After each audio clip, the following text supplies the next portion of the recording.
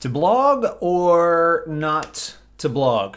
I think that's what William Shakespeare wrote, which of course he didn't. But it's still a really good question. And I'm going to give you some answers as to why, yes, blogging is a great idea. And I'm going to give you 3 tips to help make your blogging better.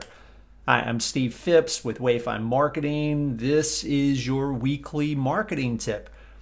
Now, blogging is one of those content marketing tactics that's been around for years. People think about it. Maybe they'll start. Maybe you've started. Maybe you started writing some blogs, ran out of ideas. Maybe you just didn't have time.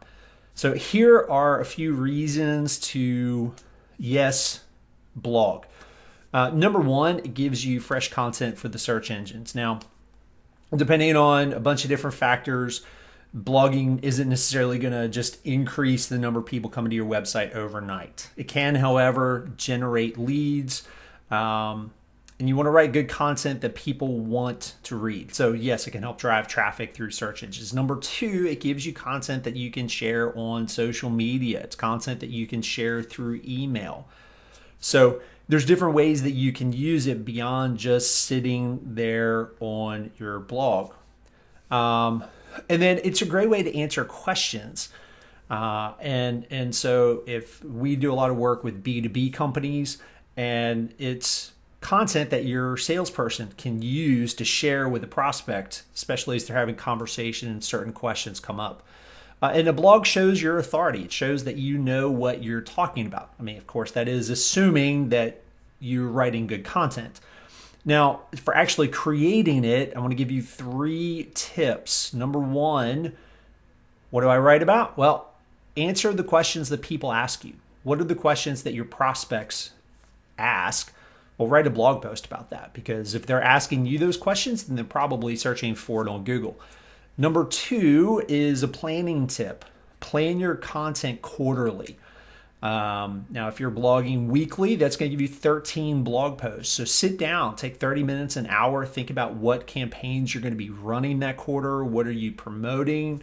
What could you write content about that would help answer questions about that particular service or product? Or maybe there's seasonality in your industry. Maybe there are certain topics right now. But just sit down and just, you don't have to write them all, but just list out 26 different topics, pick 13.